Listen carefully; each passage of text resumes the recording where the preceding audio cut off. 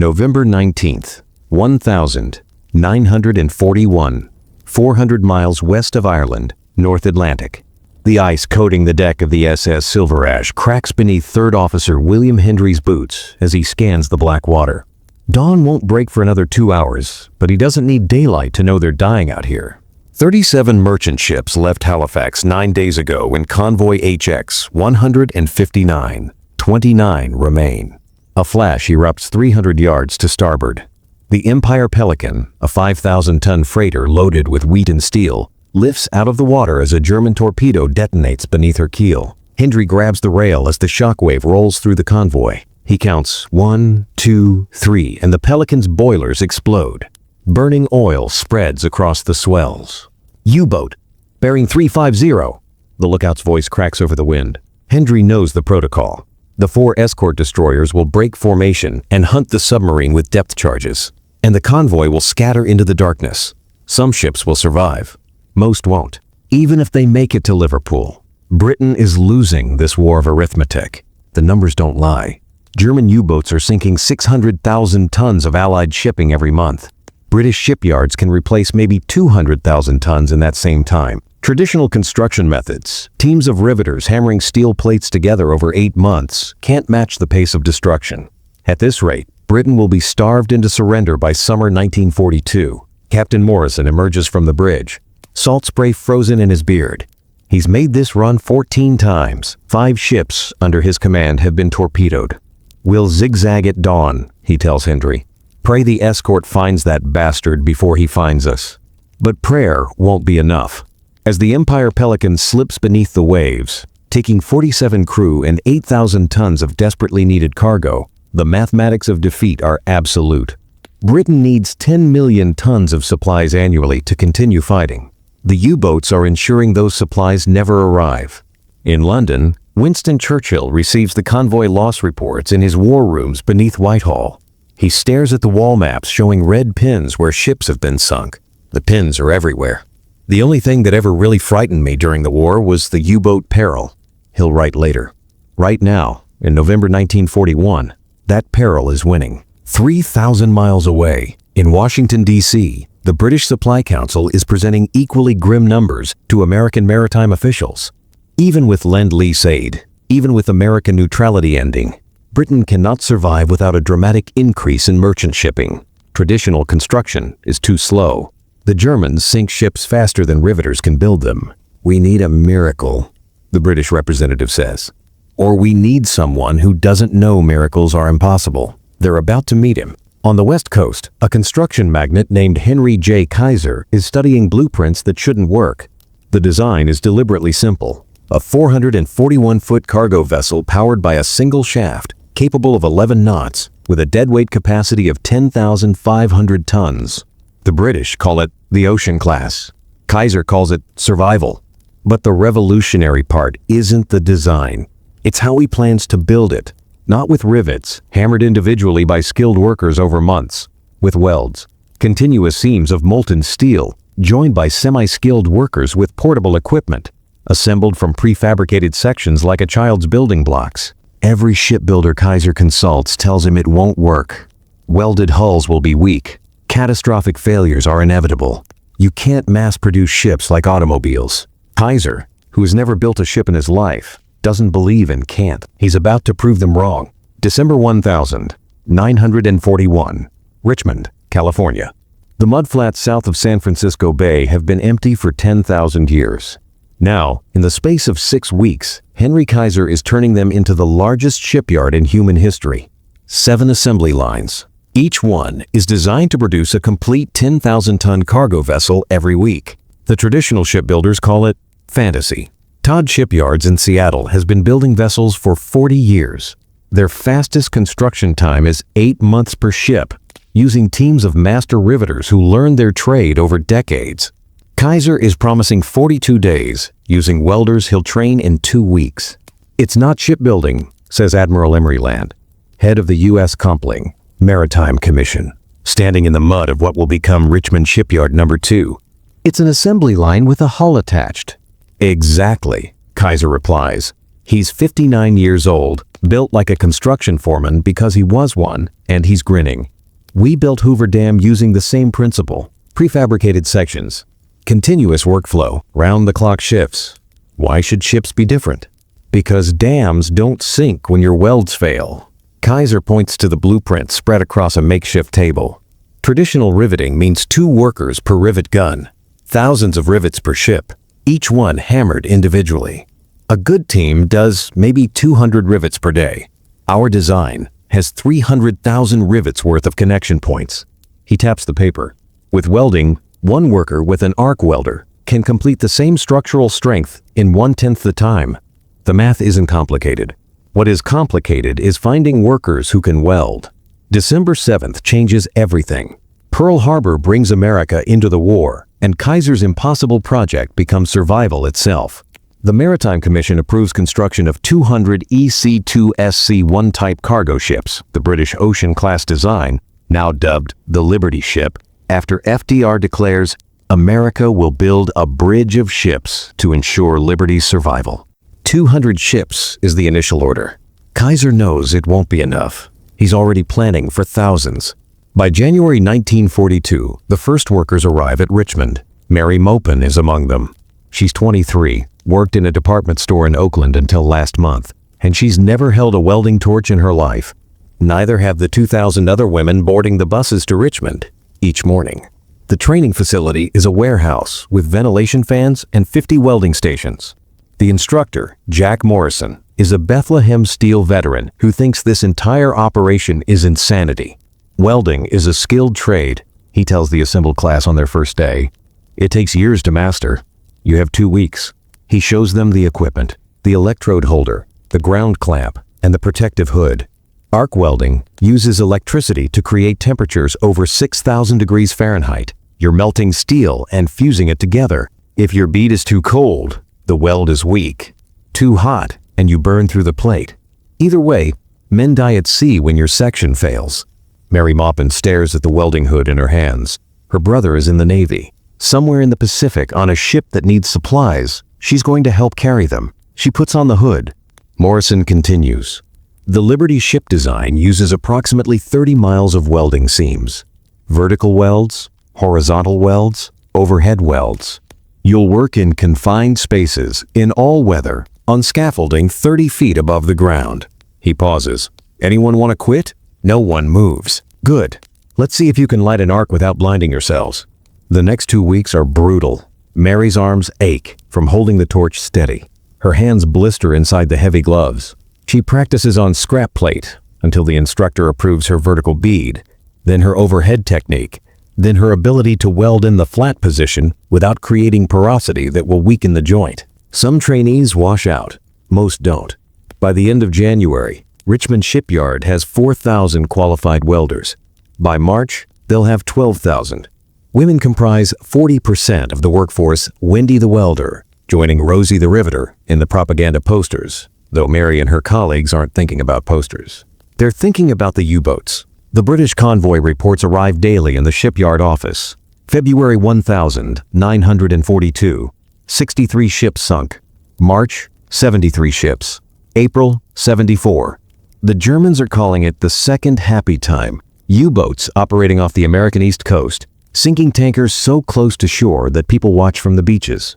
Kaiser posts the loss numbers where every worker can see them. No speeches, just the numbers. Ships sunk versus ships built. The math of survival.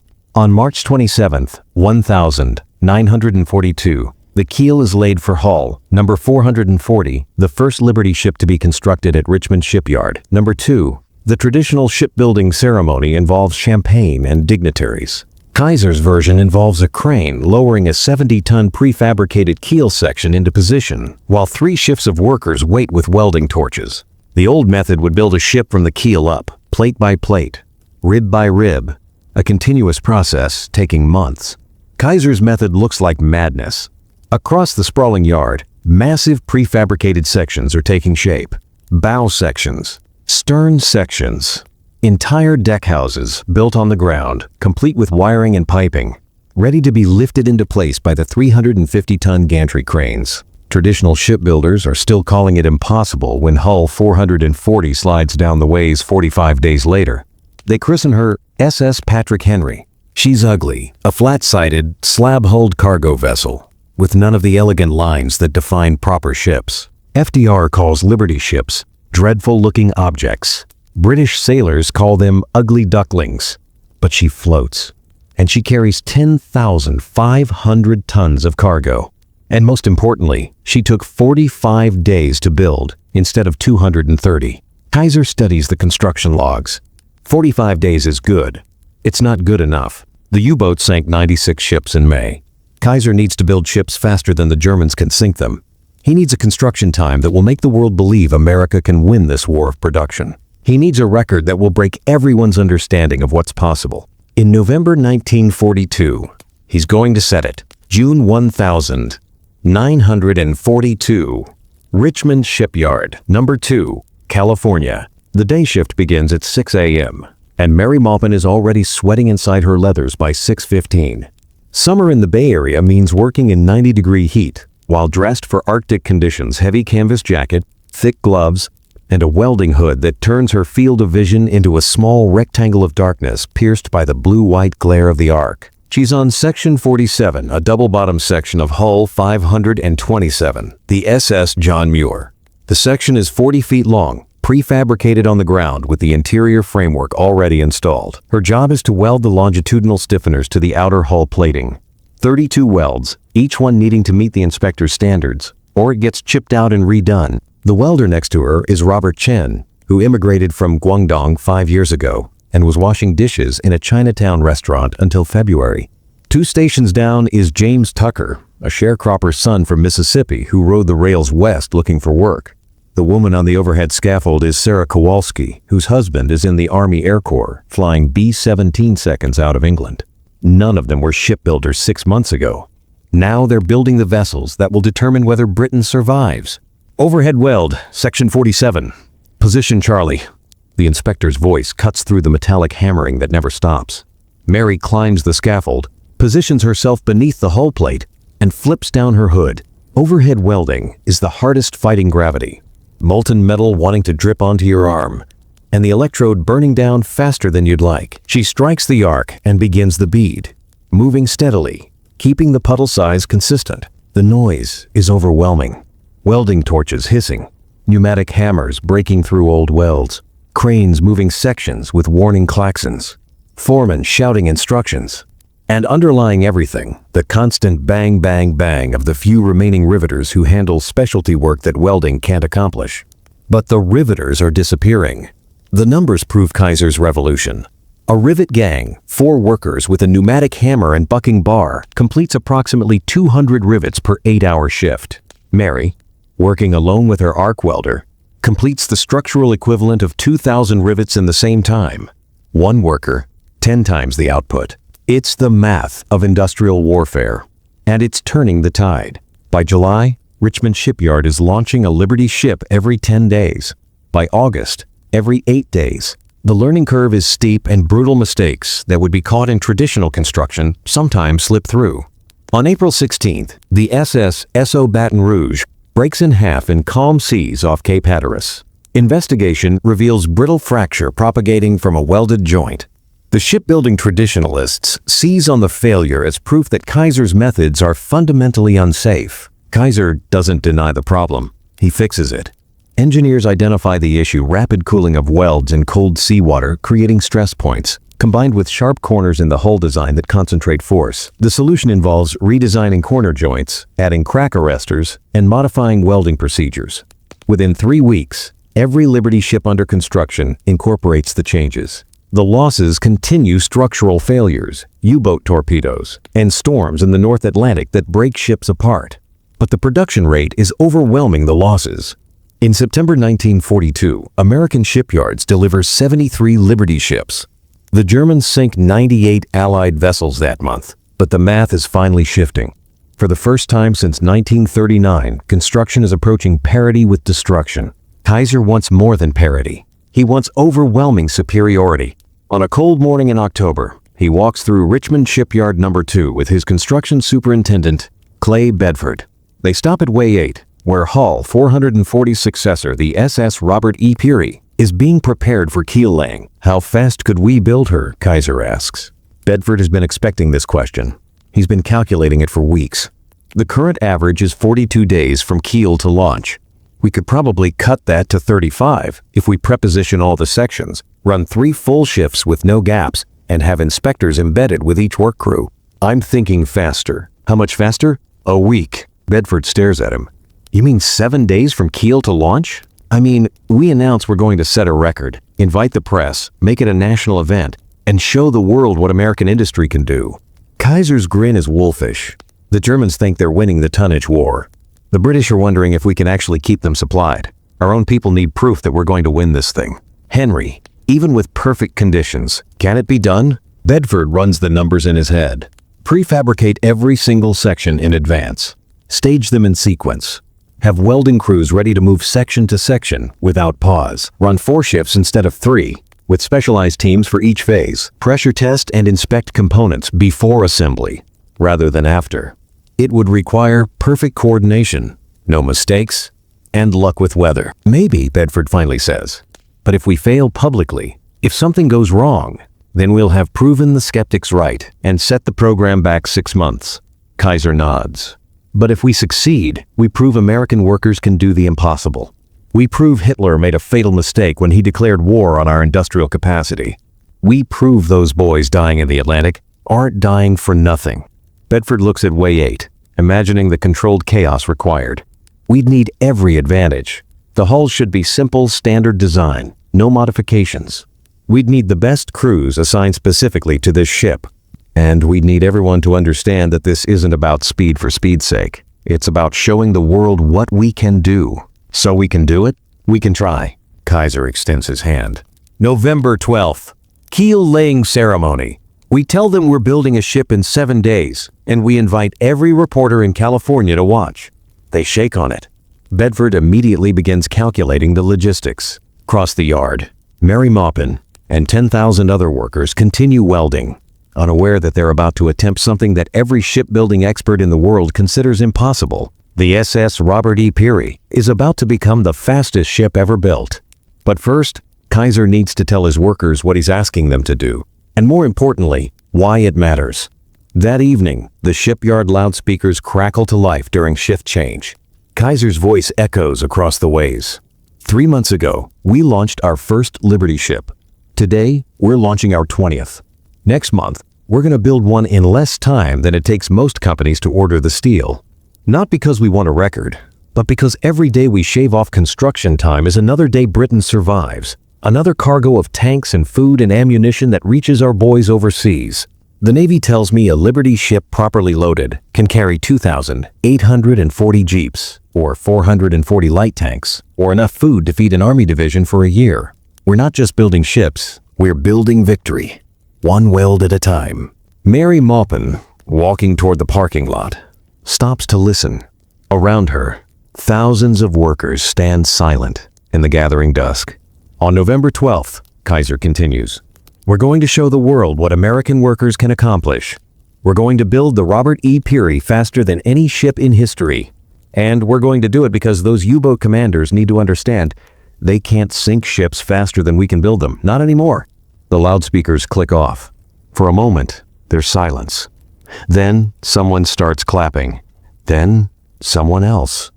Within seconds, the entire shipyard erupts in applause. Mary looks at her welding-scarred hands and thinks about her brother on his destroyer in the Pacific. Then she thinks about the British convoy sailors freezing in the North Atlantic, waiting for supplies that might never arrive. 4 days and 15 hours suddenly seems possible. November 12th, 1942, Richmond Shipyard. Number 2, 6 a.m. The photographers are already set up when the first shift arrives. 20 reporters from papers across California, 3 newsreel crews, and a radio correspondent doing live updates for the national networks. They're here to watch Kaiser either make history or fail spectacularly in front of the entire country. Mary Maupin reports to her foreman at Way 8. The prefabricated sections are staged in perfect sequence, massive steel assemblies that represent weeks of preparation compressed into hours of final installation. The double-bottom section sits on supports, already inspected, and approved.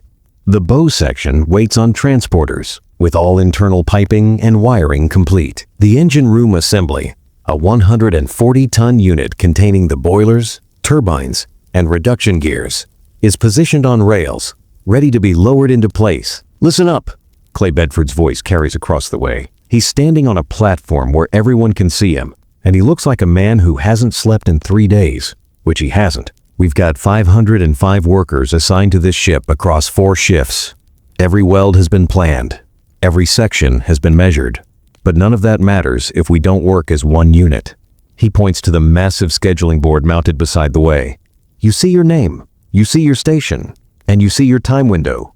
Hit your marks, trust your inspectors. And remember, speed means nothing if the ship breaks in half in the Atlantic. We're building fast, but we're building right." At exactly 6:18 a.m., the 350-ton gantry crane lifts the keel section. The newsreel cameras capture the moment 70 tons of welded steel swinging into position over way 8. The signalman guides it down. Workers scramble into position with alignment jigs. At 6:31 a.m., the keel touches the building blocks. 13 minutes from start to first section placed. Mary's team is on the keel crew. Her job is to weld the longitudinal girders to the bottom plating welds that will bear the entire weight of the ship and its cargo. She flips down her hood and strikes her arc at 6:45 a.m. The bead flows smoothly and cleanly. Beside her, Robert Chen is already halfway through his first seam. By 8 a.m., the double bottom sections are being lifted into place. By noon, the bow is attached. The radio correspondent is breathless. "Ladies and gentlemen, in 6 hours, Henry Kaiser's workers have assembled what would normally take a week. The Robert E.B.E. Peary is taking shape before our eyes at a pace that defies belief. But inside the hull, the real challenge is beginning. The second shift arrives at 2 p.m. Fresh welders, taking over from the exhausted first shift. Sarah Kowalski climbs into the number 3 hold, where the interior framing needs completion. It's cramped and dark, and ventilation is minimal. The air is thick, with welding fumes and metal dust. She wedges herself into position and begins welding the deck beam connections. 6 inches to her left, another welder is completing the bulkhead attachments. The confined space is designed for one person working methodically over days. They're putting 5 people in there, working simultaneously, racing the clock. By midnight, the engine room section is being lowered into place. This is the most critical installation, 140 tons of machinery that must align perfectly with the drive shaft tunnel and propeller shaft. The tolerances are measured in fractions of an inch. The crane operators have one chance to get it right. The night shift superintendent, Mike Romano, stands on the deck as the massive assembly descends. He's communicating with the crane operator through hand signals, making micro adjustments. Lower, stop. 2 inches forward, stop. 1 inch starboard. The engine room settles into position at 12:47 a.m. Romano's crew immediately begins welding the attachment point's 43 critical welds that must be perfect. Mary Maupin is back for the graveyard shift, 10 p.m. to 6 a.m. She's been home for exactly 4 hours, ate dinner standing at her kitchen counter, and slept in her work clothes. Now she's on the main deck, welding hatch, combing reinforcements. Around her, the shipyard is blazing with floodlights. Way 8 is as bright as noon despite the 3 a.m. darkness. The noise is continuous, metal on metal, welding arcs crackling, air compressors hammering, and rising above it all, the ship is taking shape. By dawn on November 13th, 24 hours into the build, the Robert E. Peary has a complete hull, an installed engine room, and a superstructure assembly underway. The reporters are stunned. The newsreel footage being rushed to theaters across America shows a time-lapse impossibility, a ship materializing like a conjuring trick. But the workers aren't celebrating. They're exhausted, running on coffee and adrenaline and the knowledge that Britain is starving while they weld. The critical moment comes on November 14th at 11 a.m. The inspectors are conducting pressure tests on the completed hull sections. If any weld fails, if any seam shows weakness, the entire schedule collapses. The ship will need repairs. The record attempt fails, and Kaiser's revolution gets questioned by every traditional shipbuilder who said it couldn't work. Bedford and Kaiser stand on the dock, watching inspectors inside the hull examine weld after weld with X-ray equipment and dye-penetrant testing. The third shift is waiting, unable to proceed until the inspections pass. 1,500 workers standing idle while 3 men determine if the impossible is actually happening. 11:47 a.m. The chief inspector, Walter Morrison, the same man who trained Mary Maupin 6 months ago, climbs out of the hull. He's holding a clipboard with inspection reports. Bedford's stomach is tight. Morrison walks over, face unreadable. Inspection complete. And 47 sections examined. 2,400 linear feet of primary welds tested. Morrison pauses. And for a horrible moment, Bedford thinks they've failed. Then Morrison grins. Not a single rejection. Your workers are building the tightest ship I've ever seen. She's approved for continuation. The shipyard erupts in cheers. The waiting workers surge back to their stations. Mary Maupin, who's been standing with her welding hood in her hands, closes her eyes for just a moment. Then she climbs back into the hull. By midnight on November 15th, the superstructure is complete. The masts are installed. The lifeboats are in their davits. The Robert E. Peary looks like a ship instead of a collection of steel sections. 72 hours since the keel was laid. The final push begins at dawn on November 16th. The deck equipment winches, ventilators, and anchor windlass is installed with assembly line precision. The crew quarters are fitted out. The galley equipment goes in. Painters are coating the hull even as welders finish the final attachments on the stern. At 2 p.m., Clay Bedford stands on the bridge wing, the first person to stand there on this ship that didn't exist 5 days ago. He looks down at the deck, at the cargo holds that will soon carry tanks and ammunition and food across the Atlantic, at the workers who achieved something impossible because no one told them it couldn't be done. At 3 p.m. on November 16th, 1,942 4 days and 15 hours after the keel was laid, the SS Robert E. Peary is declared complete and ready for launch. The newsreel narrator's voice will boom in theaters across America. In the time it takes to order a custom suit, American workers have built a 10,000-ton cargo ship. Henry Kaiser promised 7 days. His workers delivered in 4. The message to Hitler is clear: you cannot sink ships faster than we can build them. But the workers aren't thinking about Hitler. They're thinking about the next ship. Hull 528 is already being positioned on Way 7. There's a war to win, and they've got welds to run. Mary Maupin reports to her next assignment at 6 a.m. on November 17th. Her arms ache. Her hands are blistered inside the gloves. She's lost 12 pounds in 6 months and hasn't had a full night's sleep in a week. She strikes her arc and begins the next bead. Across the Atlantic, British convoy sailors don't know about the Robert E. Peary yet, but they're about to find out what American industrial might actually means. March 1943. North Atlantic, 600 miles east of Newfoundland. Captain James Patterson stands on the bridge of the SS Jeremiah O'Brien Liberty ship Hull 751, launched from South Portland, Maine, 63 days ago. She's 3 days out from Halifax, running with convoy HX 229. And the weather is trying to kill them before the U-boats get their chance. 40-foot swells are rolling in from the northwest. The O'Brien climbs each wave like an elevator, hangs, suspended at the crest, then slams down into the trough with a shutter that runs through every welded seam. Patterson has been going to sea for 20 years. He's never trusted a welded hull, and right now his ship is testing every doubt he's ever had. She's flexing pretty good, Captain. First Officer McDonald is watching the deck through binoculars. In heavy seas, you can actually see Liberty ships bend the bow and stern rising on separate waves while the middle section sags, then reversing as the ship crosses the trough. It's called working, and it's the reason traditional shipbuilders said welded hulls would fail. Patterson grunts. The O'Brien is carrying 9,000 tons of ammunition, vehicles, and crated aircraft destined for Britain. In her holds are 32 M4 Sherman tanks, 40 jeeps, 500 tons of aviation fuel, and enough ammunition to supply an infantry division for 2 months. If the welds fail, if the hull cracks, 10,000 tons of explosive cargo will detonate and vaporize a quarter-mile section of the convoy. Another wave crashes over the bow. Green water floods the forward deck, draining through the scuppers. The ship shudders but holds together. 42 days from keel to launch, Patterson thinks. 42 days to build a ship that's supposed to survive this. ASDIC contact. The speaker from the escort destroyer crackles.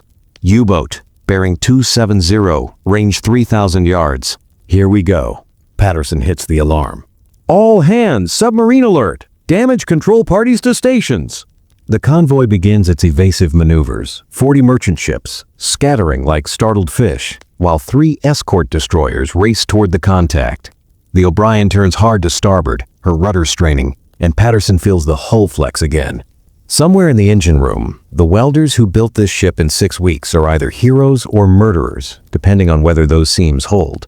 The escort's depth charges start detonating massive underwater explosions that lift the O'Brien's stern and rattle her plates. Patterson counts the explosions. 6, 8, 12. Then silence, except for the storm. They never see the U-boat surface.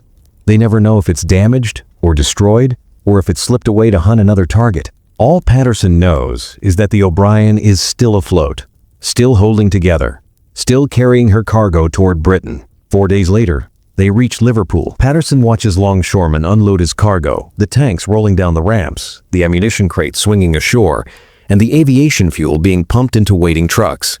Every bit of it was desperately needed. Every bit of it was carried across 3,000 miles of ocean by a ship built in less time than it takes to train a soldier. He's not the only one watching. On the Liverpool docks, British dock workers have seen hundreds of Liberty ships arrive over the past year.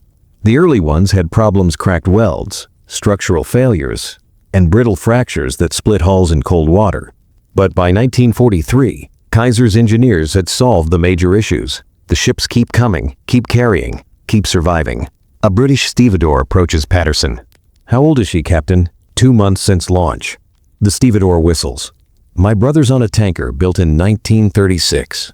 7 years old, built properly in Newcastle, riveted by men who knew their trade." He looks at the O'Brien, at her ugly slab sides and functional lines. His ship's in the yard right now with cracked frames and failed rivets. "Your lady here, built in 6 weeks by some Yank welders, just carried half an armored division through hell and didn't crack a seam."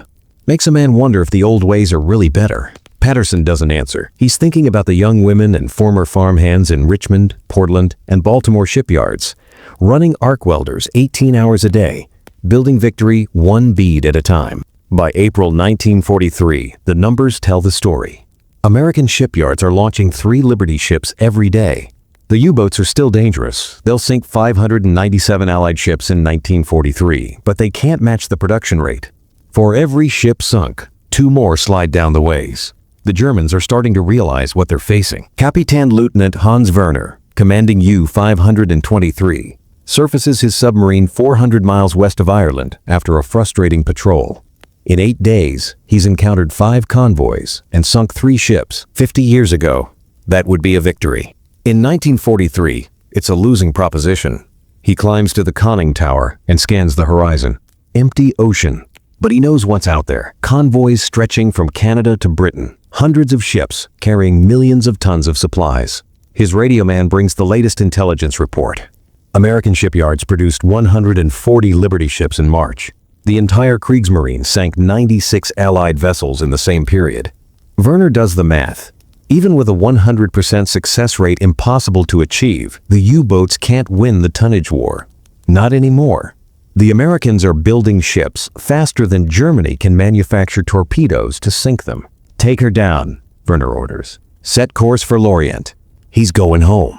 But home is a French port under constant Allied bombing, supplied by a railroad network being strangled by lack of fuel, and defended by a Luftwaffe that's being ground down by American and British bombers. Bombers that are flying because Liberty ships carried the aviation fuel across the Atlantic. Fuel that's being refined from crude oil carried by Liberty tankers. In a war economy supplied by an endless steel bridge that the U-boats cannot break, Werner will survive the war. U-523 won't. She'll be sunk by a British aircraft in April 1944, one of 783 U-boats destroyed during the war. The Atlantic will become an Allied highway, and Germany will drown in the flood of materiel those Liberty ships carry. But that's the future. In May 1943, the present is 40 Liberty ships docking in British ports every week, unloading tanks, trucks, locomotives, steel beams, timber, grain, ammunition, aviation, fuel, and hope. In London, Winston Churchill receives the monthly tonnage reports. For the first time since 1939, construction exceeds losses. Britain's food supplies are increasing. The bomber offensive can be sustained. An invasion of Europe becomes possible instead of fantasy. He drafts a message to Franklin Roosevelt. "The bridge of ships you promised is now reality. The tide has turned. The SS Robert E. Peary, the ship that proved it could be done, is on her 5th Atlantic crossing when Churchill sends that message. She'll make 71 voyages before the war ends, carrying 80,000 tons of cargo without a single serious mechanical failure. The ship built in 4 days will serve for 20 years. Mary Maupin doesn't know about Churchill's message. She's on the night shift at Richmond, welding the keel sections for hull 1247. She's been doing this for 18 months now. Her hands have permanent calluses. Her lungs probably have some damage from the fumes, though she doesn't think about that. Her brother survived the Battle of Midway and is now on a cruiser somewhere in the Pacific. Her work is getting him the fuel and ammunition he needs to come home. She strikes her arc and begins another bead. Around her, 15,000 workers are building ships that will carry 8 million tons of cargo this year alone. They're not thinking about statistics or strategy. They're thinking about the next weld, the next shift, the next ship. But the Germans know what those statistics mean. They know that the Battle of the Atlantic is over, even if the fighting continues for 2 more years. The Liberty ships have won a war of arithmetic, and no amount of courage or skill can overcome industrial mathematics. In November 1943, 1 year after the Robert E. Peary set her record, Richmond Shipyard launches its 200th Liberty ship. Kaiser hosts a ceremony. Reporters ask him about the secret to mass production. "There's no secret," Kaiser says. "Just American workers who refused to believe something was impossible and welding torches that never got cold." He doesn't mention that 18 workers have died in industrial accidents during the program, or that the early ships had problems that killed sailors at sea, or that the 24-hour shifts have destroyed marriages and health. War isn't clean, and neither is victory, but the math is undeniable. By the end of 1943, American shipyards will have built 1,896 Liberty ships. Those ships will carry 17 million tons of cargo. They'll make an invasion of Europe possible. And it all started with welders who had 2 weeks of training and a country that needed miracles. June 5th, 1944, Portsmouth Harbor, England. The largest invasion fleet in human history is assembled, and Liberty ships form its backbone. Captain Patterson, now commanding the SS Charles Morgan after the O'Brien was reassigned to Pacific service, stands on his bridge watching the organized chaos. 200 Liberty ships are anchored in Portsmouth Harbor alone. Thousands more are staged in Plymouth, Southampton, and every port on England's southern coast. Each Liberty ship carries a precisely calculated cargo. The Charles Morgan holds 500 tons of ammunition, 200 tons of medical supplies, 150 vehicles including ambulances and mobile surgical units, 800 tons of rations, and enough fuel to supply an armored battalion for 5 days. Multiply that by 2,700 Liberty ships, and you begin to understand the logistical miracle that made D-Day possible. Lieutenant Sarah Mitchell of the U.S. Army Transportation Corps stands on the Portsmouth dock with a clipboard, directing the loading of the SS Richard Montgomery. She's 26 years old, graduated from Vassar in 1940, and now she's responsible for ensuring 43,000 pounds of high explosives are properly stowed in a ship's hold. The irony isn't lost on her 2 years ago. She was teaching English literature. Now she's calculating blast, radii, and separation distances for munitions. "Lieutenant," the dockmaster says, "we're 2 hours behind schedule." Her sergeant, Tom Riley, looks worried. The entire invasion timeline depends on ships loading on time, sailing on time, and arriving on time. Mitchell checks her manifest. The Montgomery is supposed to carry 6,000 tons of munitions across the channel. Every pound has been requisitioned, allocated, and assigned to specific units hitting specific beaches. If this ship doesn't sail with tonight's tide, artillery batteries will run short of shells, and soldiers will die. "We're not going to be late," she says. "Get the stevedore supervisor. Tell him I need every available crane on this dock for the next 90 minutes. The loading continues. By midnight, the Montgomery is ready. So are 200 other Liberty ships in Portsmouth. At 3 a.m. on June 6th, they begin moving into the channel, joining the greatest armada ever assembled. Mary Maupin, still welding at Richmond Shipyard, won't know about D-Day until she hears it on the radio during shift change. But 17 ships she personally worked on are crossing the English Channel right now, carrying the invasion that will end Hitler's Europe. The channel crossing is supposed to be the easy part. The weather has other plans. Captain Patterson pilots the Charles Morgan through 8-foot seas with winds gusting to 30 knots. The invasion was already postponed one day due to weather. Eisenhower made the call to go, despite the continuing storm. And now 5,000 ships are committed to crossing in conditions that would normally keep them in port.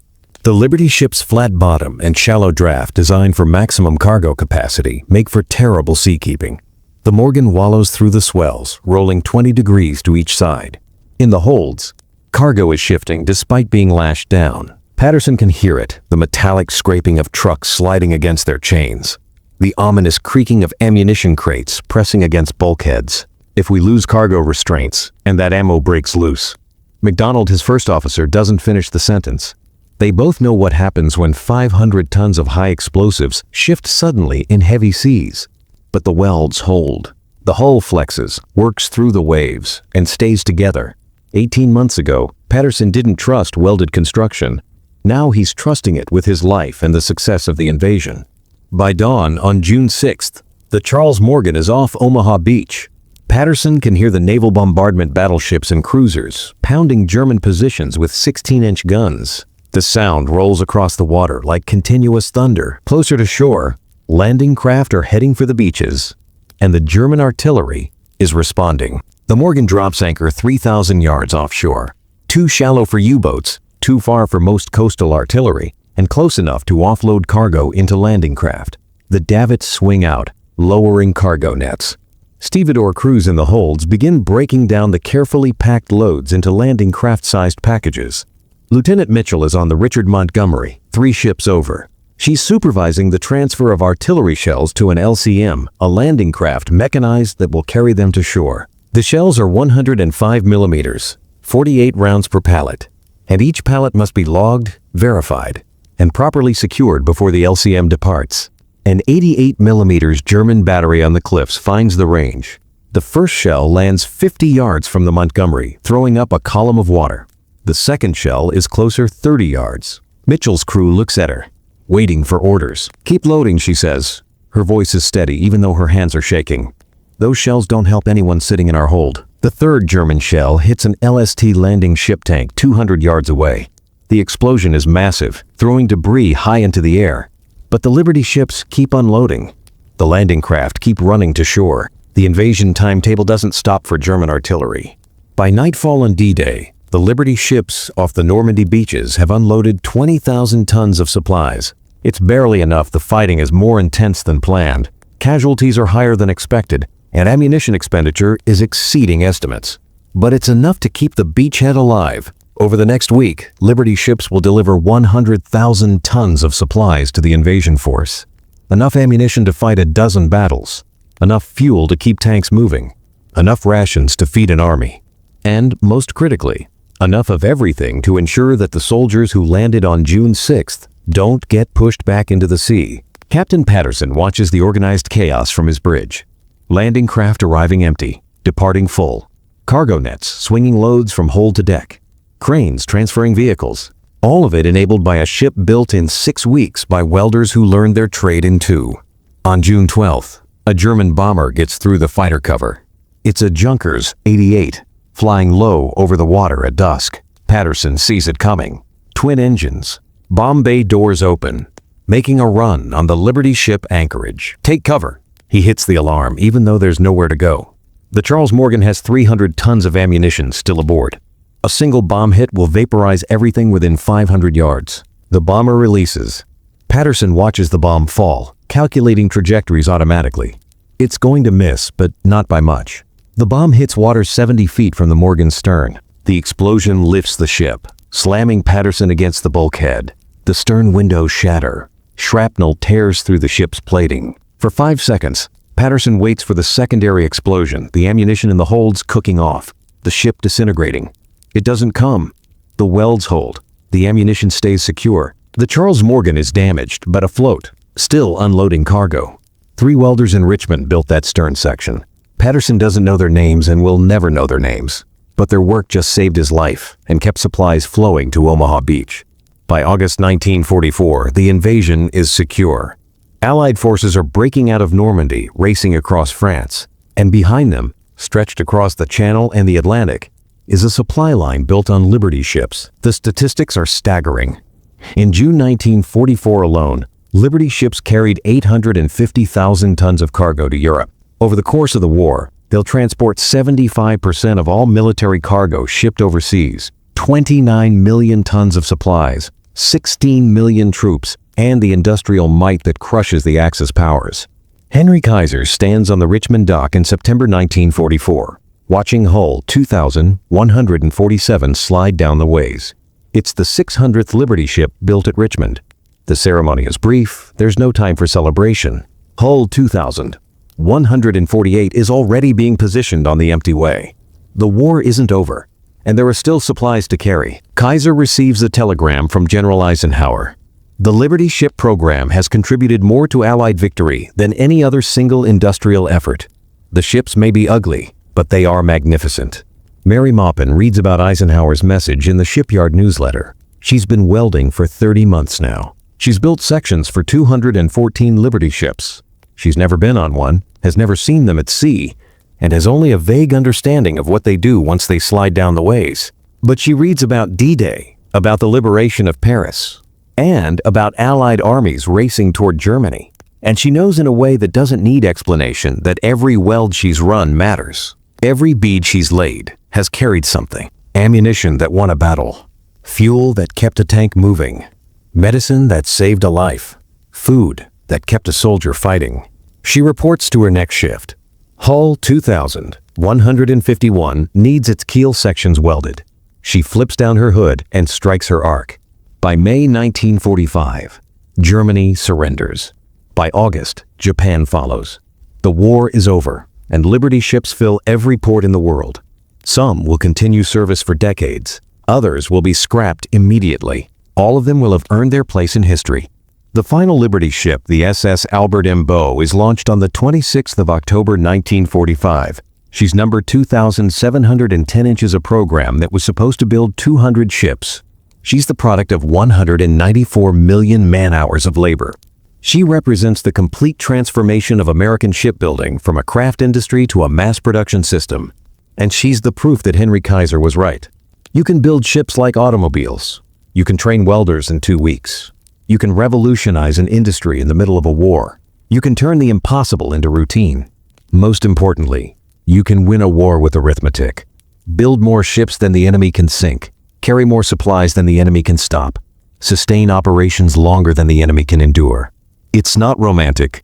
It's not dramatic. It's just math. But it's the math that saved the world.